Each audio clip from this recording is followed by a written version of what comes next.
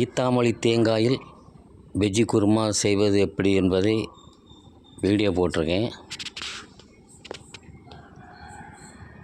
இதுதான் முதல் முறையாக வீடியோ போடுறேன்.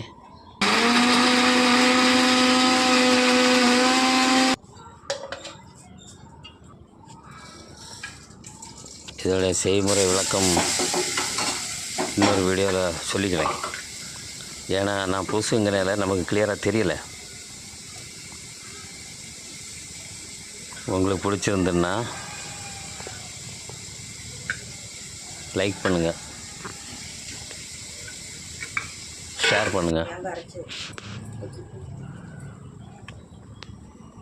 சப்ஸ்கிரைப் பண்ணுங்கள். பிடிச்சிருந்தா கமெண்டில் சொல்லுங்கள். நன்றி, வணக்கம்.